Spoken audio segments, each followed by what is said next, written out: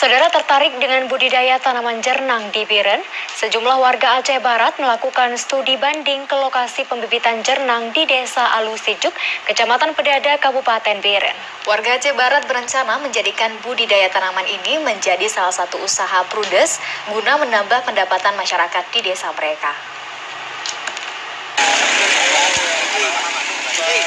Sejumlah warga Aceh Barat dari Desa Karanghampa, Kecamatan Arongan Lambalik, sengaja datang ke lokasi pembibitan jernang di kawasan Desa Alusiju, Kecamatan Pedada, Kabupaten Biren, untuk mempelajari secara langsung tata cara memelihara jernang yang baik dan menghasilkan buah yang banyak juga berkualitas bagus seperti yang ada di lokasi tersebut.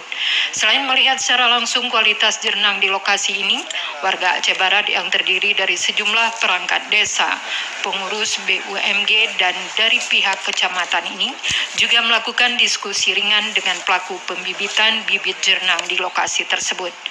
Setelah adanya pengetahuan yang mereka dapat di lokasi ini, mereka berencana menjadikan budidaya tanaman ini menjadi salah satu usaha prudes guna menambah pendapatan masyarakat di desa mereka nantinya. Muhammad Saman, Kepala Desa Karanghampa, mengatakan di desa mereka memang sudah ada tanaman jernang, namun mereka belum tahu bagaimana cara membudidayakan jernang tersebut agar menjadi jernang super atau dragon blood sehingga memiliki nilai jual yang tinggi. Tujuan datang kami ke sini, mudah-mudahan kami menjadi satu dapat ilmu di kampung ini dan kami belajar.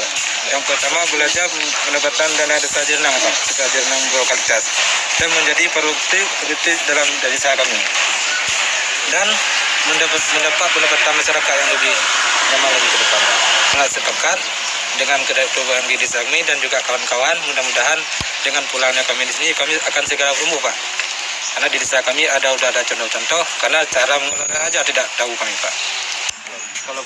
Kegiatan studi banding warga Aceh Barat ini ikut didampingi oleh Kapolsek Pedada, anggota Koramil Pedada, dan pihak Kecamatan Pedada menyambut kedatangan mereka dan memastikan proses studi banding ini mengedepankan protokol kesehatan COVID-19. Dari Biren, Umar, TVRI Aceh melaporkan.